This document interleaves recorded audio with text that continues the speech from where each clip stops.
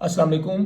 आज हम डिस्कस करते हैं जॉन कीट्स की एक पोएम है ओड ऑन मेलंकली को। अब मेलंकली किसे कहते हैं? सैडनेस को। सबसे पहले इसकी टेक्स्ट को डिस्कस करेंगे, उसके बाद इसके अंदर जो फिगर ऑफ स्पीच यूज हुई हैं उनको देखते हैं। तो ओड ऑन मेलंकली, ओड एक ऐसी पोएम को कहते हैं जिसके अंदर किसी पर्सन, किसी प्लेस, किसी हैपनिंग को एग्जेजरेट करके अप्रिशिएट किया जाता है। किसी भी पोएम में जब हम किसी पर्सन, प्लेस या हैपनिंग को एग्जेजरेट करके अप्रिशिएट करते हैं तो इस पोएम को ओड कहते हैं। तो यहां इस पोएम के अंदर ओड ऑन मेलंकली जिसका टाइटल है, जॉन कीट्स ने मेलंकली को एग्जेजरेट किया है, मतलब उदासी को मुबालगा आराई से अप्रिशिएट करने की कोशिश की है। तो सबसे पहले वो कुछ चीजें हैं जो जॉन कीट्स कहता है कि हमने नहीं करनी। तो टेक्स्ट की तरफ बढ़ते हैं। क्या क्या नहीं करना? नो नो, नहीं नहीं। गो नॉट टू लीदी, लीदी जो है वो दरियाए फरामोश है, एक ऐसा दरिया है ग्रीक एलियन के हवाले से। अगर हम उस दरिया में जाएं तो उस दरिया में नहाने के बाद या उसका पानी पीने के बाद हमें हमारा माजी भूल जाता है और हमारे दुख खत्म हो जाते हैं, हम अपने दुखों को भूल जाते हैं। तो पोएट ये कहना चाहते हैं फर्स्ट लाइन में, नो नो, नहीं नहीं, गो नॉट टू लीदी, लीदी नामी दरिया या दरियाए फरामोश पे ना जाओ। निदर ट्विस्ट, और ना ही मोड़ो। किस चीज को? वुल्फ बेन, एक ऐसा पॉइजनस प्लांट जिसको, वुल्फ बेन एक पॉइजनस प्लांट है, टाइट रूटेड, जिसकी जड़ें गहराई से मजबूती के साथ जमीन में जकड़ी हुई हैं। दो काम नहीं करने। पहला, लीदी नामी दरिया पे नहीं जाना। दूसरा, उस ट्विस्ट को, मतलब उस वुल्फ बेन की टाइट रूटेड जड़ों को जो जमीन में मजबूती से जकड़ी हुई हैं, नहीं मोड़ना। फॉर इट्स पॉइजनस वाइन, इसकी जहरीली शराब हासिल करने के लिए। अच्छा, आपको पता है जब किसी दरख्त की शाख को मोड़ेंगे जोर के साथ तो वो ट्विस्ट करने से उसके अंदर से पानी निकलेगा या जहर निकलेगा। तो अगर वो जहरीला पौधा है तो उसके अंदर से जहरीली शराब निकलेगी। तो यहां फर्स्ट टू पॉइंट्स हमारे सामने आ गए हैं कि नंबर एक, लीदी नामी दरिया पर नहीं जाना अपने गमों को भुलाने के लिए अगर आप उदास हैं। दूसरे नंबर पर, अगर आप उदास परेशान हैं तो आपने वुल्फ बेन की जो टाइट रूटेड जड़ें हैं उनसे शराब निकालने के लिए उनको मोड़ना नहीं है। नेक्स्ट है, नॉर सफर दाई पेल हेड, पेल फॉरहेड, ना ही अपने जर्द माथे को या पेशानी को टू बी किस्ड, बोसा लेने देना है। By nightshade, nightshade भी एक ट्री है, नाइट शेड से अपने पेल फॉरहेड को भी बोसा नहीं लेने देना। इसका मतलब यह है कि ये तीन काम नहीं कर रहे, ये भी पॉइजनस प्लांट है। उसके बाद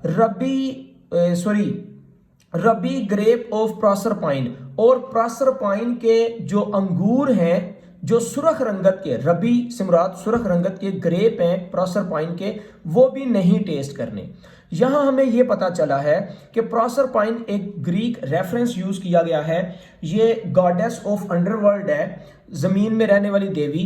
वो कहता है कि आपने लीदी दरिया पर नहीं जाना, आपने वुल्फ बेन को नहीं निचोड़ के शराब निकालनी, ना ही अपने फॉरहेड को नाइट शेड से किस करने देना है, और ये जो ग्रेप ऑफ प्रोसरपाइन है वो नहीं आपने खाने, क्योंकि आप अगर अपने गमों को इस तरह भुलाएंगे तो वो सूटेबल नहीं है आपके गम भुलाने के लिए। नेक्स्ट कहता है, make not your rosary of yew berry, अपनी जो रोजरी है, रोजरी माला के लिए भी यूज करते हैं और तस्बीह के लिए भी यूज करते हैं, इसको यू बेरी, ये भी पॉइजनस प्लांट है, इसके भी हमने नहीं बनाना। मतलब ये कह लें कि अपनी माला को यू बेरी ट्री से नहीं बनाना, पॉइजनस ट्री से।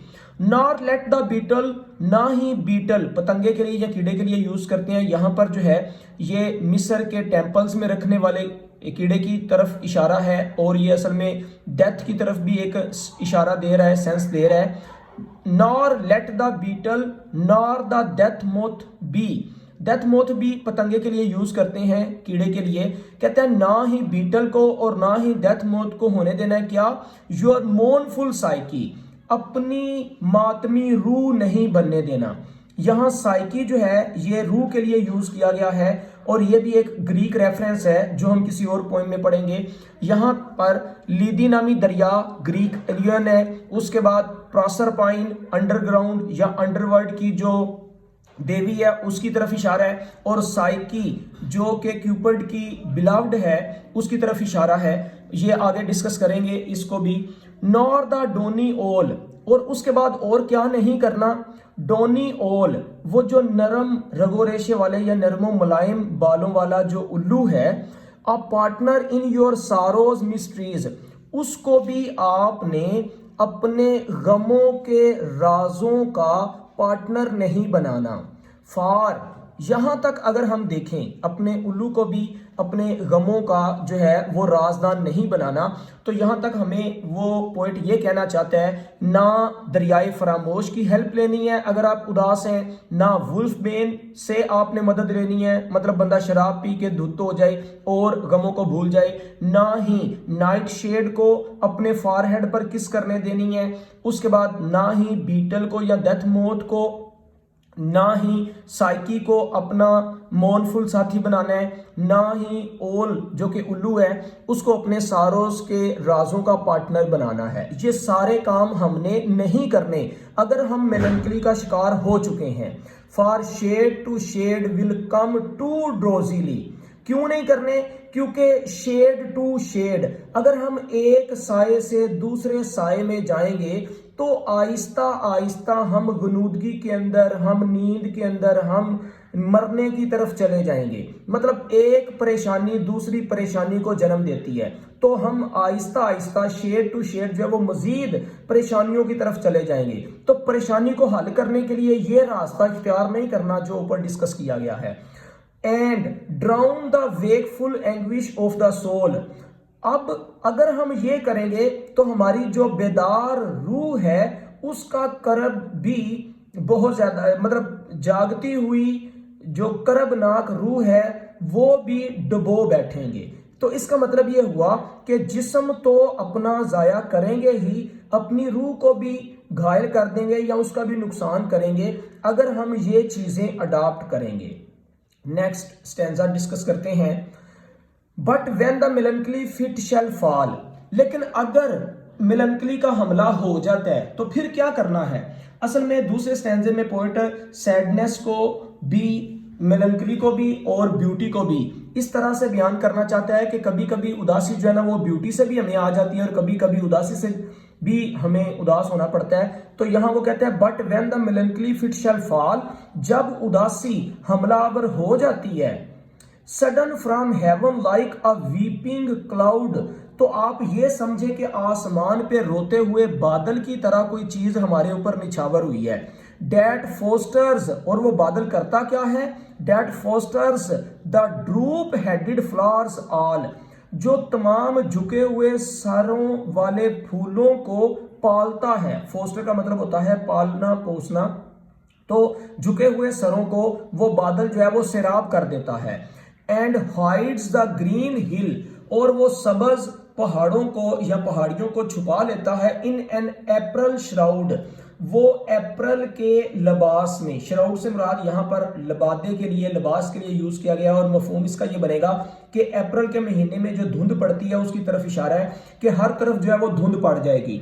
देन ग्लट दाई सारो ऑन अ मॉर्निंग रोज, तो फिर क्या करना है आपने, आपको अगर उदासी का हमला आप पर हुआ तो आपने ये समझना है कि आसमान पर रोता हुआ बादल है जो झुके हुए फूलों को अपने आंसुओं के साथ या अपनी पानी के साथ पालेगा, और वही मौसम है जो अप्रैल का जिस पर तमाम पहाड़ और छोटी छोटी पहाड़ियां जो हैं उनके इर्द गिर्द धुंध पड़ जाती है, और आपने उस माहौल के अंदर अपने आप को भरना है सारोज ऑन अ मॉर्निंग रोज, मतलब सुबह को खिलने वाले गुलाब के फूल के साथ अपने गमों को सैराब करना है। ग्लट का मतलब है सैराब करना। उसके बाद और ऑन द रेनबो, या फिर दूसरे नंबर पर, नंबर एक तो बताया कि रोज जो है गुलाब का फूल वहां से आपने अपने गमों का मदावा करना है। नंबर 2, और ऑन द रेनबो, या फिर कोसे कजा से अपने गमों को भुलाने की कोशिश करनी है। Of the salt sand wave, जो नमकीन रेतली लहरों के ऊपर होते हैं। तो आपको पता है नमकीन रेतली लहरों से मुराद यहां पर समंदर यूज किया गया है कि समंदर की लहरों के ऊपर आसमान पर बनने वाली जो कोसे कजा है, रेनबो है, वहां से अपने जो मिलनकली है उसको खत्म करने की कोशिश करनी है। या फिर और on the wealth of globed peonies, peonies flowers के लिए यूज करते हैं, ये फ्लावर की काइंड है। वो कहते हैं कि ऑन द वेल्थ ऑफ ग्लोब्ड, वो गोल रंग, गोल शक्ल के जो पियोनीज हैं, उन फूलों से अपने गमों का मदावा करना है। और if thy mistress some rich anger shows, और अगर आपकी बिलव्ड कोई गुस्से का इजहार करती है, इम्प्रिजन हर सॉफ्ट हैंड, तो उसके नरम हाथ को पकड़ लें। एंड लेट हर रेव, और उसे बोलने दें। रेव का मतलब होता है बहकी बहती बातें करना, मतलब कि गुस्से के साथ जब कोई बंदा बातें कर रहा होता है तो वो बहकी बातें उसे करने दो। एंड फीड डीप, और गहराई से देखो, मतलब फीड का मतलब भरना, deep deep upon her peerless eyes, उसकी नायाब आंखों के अंदर, उसकी लासानी आंखों के अंदर गौर से देखो। तो अब आंखों में देखने से आपने अपनी मिलनकली को खत्म करना है। फर्स्ट स्टैंजा में हमने देखा कि कुछ काम थे जो हमने नहीं करने थे अगर हमें मिलनकरी का सामना करना पड़ता है। दूसरे स्टैंजा में देखा कि हमने क्या क्या करना है, या तो फूल गुलाब से हेल्प ले लेनी है, या रेनबो की तरफ अट्रैक्शन लेनी है रेनबो से, या फिर जो है वो मुख्तलिफ फूलों से, या फिर अपनी महबूबा की आंखों से अपने आप को थोड़ा सा ठीक करने की कोशिश करनी है। अब बढ़ते हैं तीसरे स्टैंजा की तरफ। शी डिवेल्ट विद ब्यूटी, अब यहाँ शी से मुराद जो है वो मिलनकली है, अफसुर्दगी। जो अफसुर्दगी है वो ब्यूटी के साथ रहती है। यहाँ पोएट जो है वो असल में ये कहना चाहता है कि अगर खुशी हमेशा नहीं रहती तो मिलनकली भी हमेशा नहीं रहेगी। खुशी और मिलनकली दोनों जो है वो पहलू बपहलू होते हैं। शी डिवेल्ट विद ब्यूटी, अब मिलनकली खूबसूरती के साथ रहती है। ब्यूटी डेट मस्ट डाई, और खूबसूरती ने खत्म होना होता है। तो डेफिनेटली जब खूबसूरती ने खत्म होना होता है तो फिर मिलनकली ने भी खत्म होना ही है एक ना एक दिन। एंड जॉय, और जो खुशी है, whose hand is ever at his lips, खुशी के हाथ हमेशा उसके होंठों पर होते हैं। होंठों पर होने से मुराद ये है कि खुशी अलविदा कहने के लिए जो है ना वो अपने हाथ अपने होंठों पे रखती है। बिडिंग ऑडियो, अलविदा कहने के लिए, बिड का मतलब कहना, ऑडियो अलविदा कहने के लिए। एंड एक्किंग प्लेयर, और दर्दनाक खुशी, नी वो नियर है, मतलब करीब है, मतलब वो जो तकलीफ दे खुशी है वो भी करीब ही है। जो खुशी है वो अलविदा कहने वाली होती है, और जो दर्दनाक खुशी वो भी करीब ही आ रही होती है। Turning to poison while the bee mouth sips, अगर शहद की मक्खी किसी फूल के अंदर से रस निचोड़ लेती है तो पीछे जहर बच जाता है, क्योंकि फूल के अंदर जहर भी पाया जाता है, उसके बाद शहद भी पाया जाता है। तो अगर किसी एक चीज से जहर निकाल लिया जाए तो जो बाकी चीज बचेगी वो जहर ही होगा। तो टर्निंग टू पॉइजन, वो जहर बचता है या तब्दील हो जाता है। While the bee mouth sips, जब बी या शहद की मक्खी जो है वो अपना शहद चूस लेती है या रस चूस लेती है। ए इंडीड, या दर हकीकत, in the very temple of delight, खुशी के मंदिर में, डिलाइट से मुराद खुशी के टेम्पल मंदिर में, वेल्ड नकाब में होती है या पर्दे में होती है क्या, मिलनकली, मतलब खुशी के मंदिर में भी जो मिलनकली है वो पर्दे में छुपी होती है। हैज एवर सोवर्न श्राइन, और उसकी भी एक अपनी ही सल्तनत उस मजार या मंदिर के अंदर होती है। ये समझ लें कि अगर किसी जगह पर डिलाइट है तो वहां पर मिलनकली भी जरूर है, और जहां पर मिलनकली है वहां पर डिलाइट है। Though seen of none save him whose strenuous tongue, अगरचे जो नहीं देखते उसकी जो स्ट्रेनस टंग है।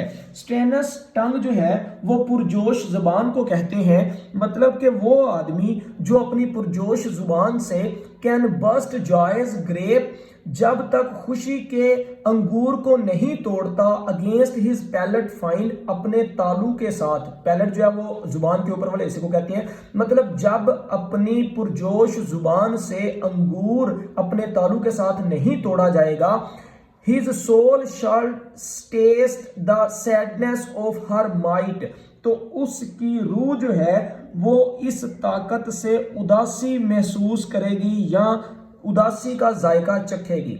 इन तीन लाइनों का मफहूम ये है कि जब तक इंसान खुशी को नहीं देखता वो उदासी का अंदाजा नहीं लगा सकता, और जो इंसान उदासी को नहीं देखता वो खुशी का अंदाजा नहीं लगा सकता।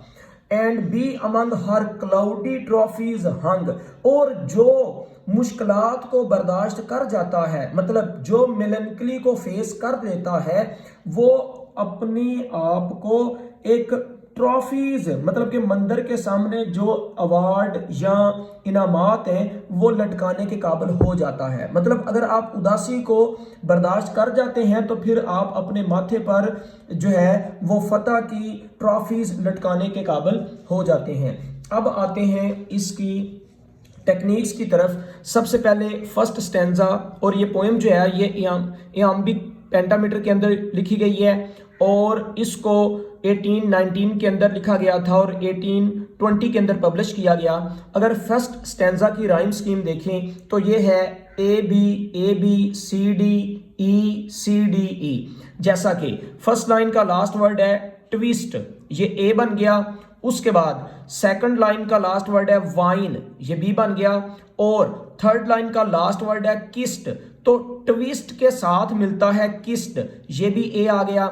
उसके बाद प्रोसरपाइन लास्ट वर्ड है, तो ये प्रोसरपाइन असल में वाइन के साथ राइम कर रहा है, तो ये बी की सेंस देगा।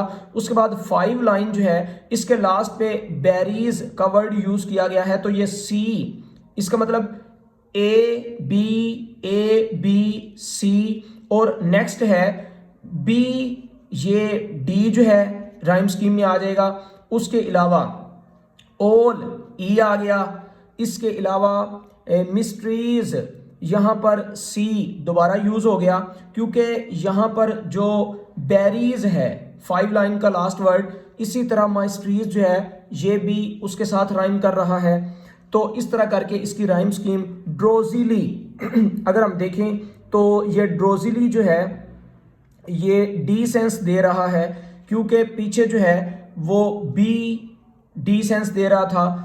इसी तरह नेक्स्ट जो है वो लास्ट वर्ड है हमारे पास ई, सोल, ये राइम स्कीम दे रहा है। और अगर हम ओल और सोल को देखें तो दोनों की सेम राइमिंग स्कीम यहाँ पर यूज होगी। ये थी फर्स्ट स्टैंजा की राइम स्कीम। अब देखते हैं सेकंड स्टैंजा की राइम स्कीम को। A B C D E और लास्ट राइम स्कीम है भी सेम ही है, A B C D C और ई, ये दोनों की सेम राइम स्कीम है। अब आगे चलते हैं, इसके अंदर जो एलियन यूज किया गया है ग्रीक एलियन वो देखते हैं। अब इस पोएम के अंदर हेलेनिज्म का बहुत ज़्यादा जॉन कीट्स ने इस्तेमाल किया है। हेलेनिज्म क्या होता है? Love for Greek art, Greek culture, Greek civilisation and Greek literature, मतलब ग्रीक के आर्ट, कल्चर, सिविलाइजेशन और लिटरेचर की जो लव है उसको हम हेलेनिज्म कहते हैं।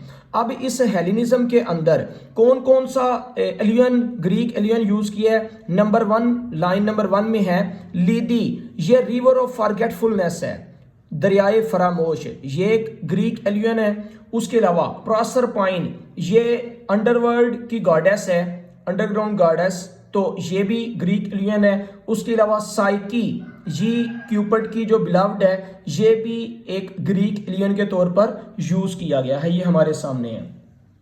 तो नेक्स्ट अगर हम आगे चलें तो ये जो है वो मिस्र का एक बीटल नामी पतंगा, ये भी एलियन यूज है हमारे सामने। एंजेममेंट का इस्तेमाल किया है इस ओड के अंदर पोइट ने। एंजेममेंट किसे कहते हैं? एंजेममेंट होता है रन ऑन लाइन, तो लाइन नंबर 1 के अंदर, लाइन नंबर 3 के अंदर, लाइन नंबर 6 के अंदर, लाइन नंबर 7 के अंदर और 22 के अंदर एंजाइममेंट का यूज किया गया है। लाइन नंबर 1 में ये है, एंजाइममेंट ये होता है कि जब आप एक लाइन पढ़ते हैं और उसको दूसरी लाइन पढ़े बगैर समझ नहीं सकते, तो उसके लिए जो पोएट यूज करता है वो एंजाइममेंट है और इस टेक्निक को रन ऑन लाइन कहते हैं। अब लाइन नंबर 1 को अगर हम देखें तो लिखा है no no go not to Lethe neither twist. Twist तक हमें इसके मफहूम की समझ नहीं आई जब तक हम आगे ना पढ़ें। क्या ना ट्विस्ट करें? वुल्फ बेन, मतलब जब तक हम ना मोड़ें वुल्फ बेन को। तो यहां ट्विस्ट के बाद सेंस क्लियर नहीं हुई। सेंस क्लियर करने के लिए हमें नेक्स्ट लाइन पढ़नी पड़ रही है, तो इस टेक्निक को एंजाइममेंट कहते हैं। इसी तरह किस्ड के बाद भी हमें सेंस नहीं क्लियर हो रही, तो ये भी एंजाइममेंट की एक मिसाल है। इसी तरह बी के बाद भी एंजाइममेंट की एक मिसाल है। ऑल के बाद भी नेक्स्ट लाइन पढ़नी पड़ रही है, एंजाइममेंट है वगैरह। अब उसके बाद है पर्सोनिफिकेशन। पर्सोनिफिकेशन किस चीज को कहते हैं? To give human traits to non living things. जब हम इंसानी खुसूसियत किसी नॉन लिविंग थिंग को देते हैं तो इस टेक्निक को पर्सोनिफिकेशन कहते हैं। अब इस पोएम के अंदर लाइन नंबर 12, लाइन नंबर 21, 22 और 26 इनमें पर्सोनिफिकेशन यूज की गई है। लाइन नंबर 12 में अगर हम देखें तो ये है sudden from heaven like a weeping cloud. अब ये जो वीपिंग क्लाउड है, बादल का रोना, रोना असल में इंसानी कैरेक्टरिस्टिक है, तो जब वो बादल के साथ एसोसिएट किया गया है तो ये एक किस्म की पर्सोनिफिकेशन है। वीपिंग करना पर्सोनिफाइड कर रहा है पोइट यहाँ पे। इस तरह अगर लाइन नंबर 21 देखें तो लाइन नंबर 21 के अंदर हमारे पास है शी डिवेल्ट विद ब्यूटी। अब शी जो है उदासी के लिए यूज किया गया है, वो खूबसूरती के साथ रहती है। तो इसका मतलब ये हुआ कि ये जो शी है ये भी पर्सोनिफिकेशन के लिए, क्योंकि डिवेल्प करना, रहना इंसानों की खुसूसियत है, ह्यूमन ट्रेट है, और जब वो मेलैंकोली के लिए यूज की गई है तो ये यहां पर्सोनिफाई हो रही है।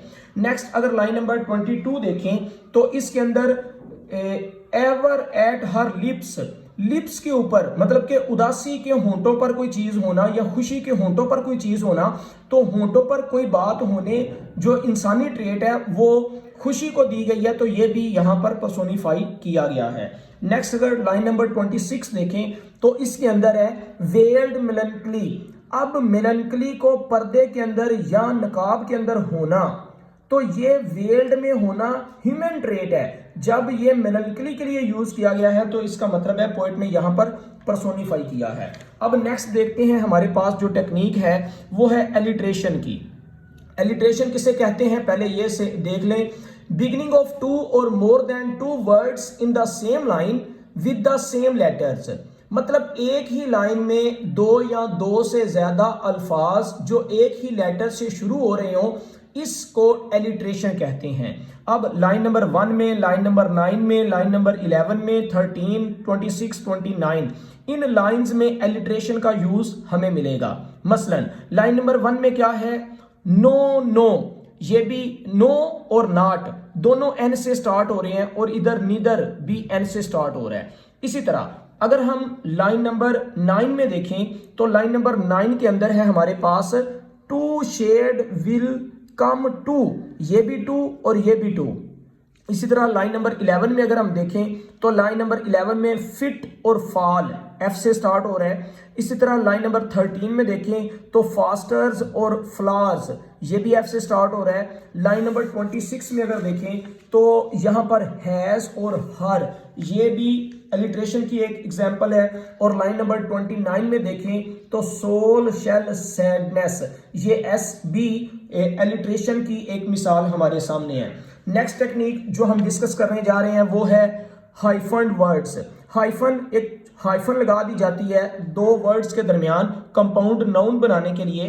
तो इस पोएम के अंदर मुख्तलिफ हाइफन वर्ड यूज किए गए हैं, जैसा कि line number 2, line number 6, line number 5, 6, 13, 16 और 24 इनके अंदर हाइफन वर्ड यूज किए गए हैं। लाइन नंबर 2 में अगर हम देखें तो वुल्फ बेन, ये वुल्फ और बेन के दरमियान जो है वो हाइफन यूज की गई है। इसी तरह लाइन नंबर 5 के अंदर अगर हम देखें तो यहां पर है यू बेरीज, ये भी हाइफन वर्ड यूज किया गया है। अगर लाइन नंबर 6 में देखें तो डेथ मोथ, ये भी हाइफन वर्ड यूज किया गया है। इसी तरह लाइन नंबर 13 में देखें तो ड्रूप हेडेड भी जो है वो इसी हाइफन वर्ड के तौर पर आया है। और उसके बाद 24 नंबर जो लाइन है उसके अंदर भी हमें ये टेक्निक देखने को मिलेगी बी मुथ की सूरत में। लास्ट हम सिमिली को डिस्कस कर लेते हैं और उसके बाद एक और रह जाएगा। सिमिली किसे कहते हैं? सिमिली ये है to compare two different things on the base of same quality. एक ही क्वालिटी की बुनियाद पर दो मुख्तलिफ चीजों को कंपेयर करने को, उनका मुवाजना करने को हम सिमिली कहते हैं। तो अब लाइन नंबर 11 और लाइन नंबर 12 ये सिमिली की एग्जांपल है। देखें, but when the melancholy fit shall fall sudden from heaven like a weeping cloud. ये जो लाइक का वर्ड यूज किया गया है, लाइक या एज, मतलब यहां पर मेलनकली ऐसे आती है एक बादल की तरह। तो मेलनकली को हमने कंपेयर किया है यहां किस चीज के साथ? बादल के साथ, सेम क्वालिटी होने की वजह से। मतलब मेलनकली की और बादल की सेम क्वालिटी होने की वजह से हमने कंपेयर किया है, तो इस कंपैरिजन को हम सिमिली कहेंगे। अब नेक्स्ट देखते हैं, लास्ट पे हमारे पास दो चीजें हैं। एक तो ऑक्सीमोरोन का यूज किया गया है इस पोएम में और एक सेंसुअसनेस का यूज किया गया है। और आपको पता है कि जॉन कीट्स एक सेंसुअस पोएट है और जॉन कीट्स हेलेनिस्टिक पोएट है। तो हेलेनिस्टिक पॉइंट ऑफ व्यू से हमने डिस्कस कर लिया है। अब सेंसुअसनेस के हवाले से देखते हैं। सेंसुअसनेस वो चीज होती है जब हम अपने हवासे खमसा के साथ किसी चीज को देखते हैं, मतलब सेंस ऑफ साइट के साथ, सेंस ऑफ टच के साथ, सेंस ऑफ हियरिंग के साथ, सेंस ऑफ स्मेल के साथ। ये सेंसेस जो है, सेंस ऑफ टच वगैरह की, ये सेंसेस से जब हम कोई चीज देखते हैं तो उस टेक्निक को सेंसुअसनेस कहते हैं। मसलन line number 2, line number 4, line number 5 और लाइन नंबर 28 ये सेंसुअसनेस की एग्जांपल है। लाइन नंबर 2 अगर देखें तो इसके अंदर अगर हमारे सामने आए पॉइजनस वाइन, तो ये सेंस ऑफ टच हमें सेंस ऑफ टेस्ट दे रही है। इसी तरह यू बेरीज, अगर लाइन नंबर 5 देखें तो ये भी सेंसुअसनेस, मतलब कि बेरीज खाना, टेस्ट की तरफ इशारा है। ग्रेप भी टेस्ट की तरफ आ रहा है, ये सेंस ऑफ टेस्ट दे रही है। और अगर लाइन नंबर 28 देखें तो इसके अंदर भी ग्रेप का वर्ड यूज किया गया है जो सेंसुअसनेस है।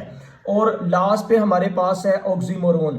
ऑक्सीमोरोन और पैराडॉक्स तजाद वाली चीजों के लिए यूज करते हैं, मतलब दो मुख्तलिफ चीजों को जब इकट्ठा यूज किया जाता है तो इस टेक्निक को ऑक्सीमोरोन कहते हैं, टू डिफरेंट व्यूज के साथ। जैसा कि bidding adieu and acting player ने, मतलब एक तरफ खुशी अलविदा कहने के लिए ऊपर वाली लाइन है, and joy whose hand is ever at his lips bidding adieu and acting player ने। एक तरफ जो है वो खुशी अलविदा कहने के लिए अपने होंठों पर अल्फाज रखे हुए है और दूसरी तरफ जो है वो गम हमारे करीब से करीब आना चाह रहा है। तो खुशी और गम के ब्लेंड को जो है वो डिफरेंट व्यूज के साथ हमारे सामने डिस्क्राइब किया गया है। Thank you for watching this video.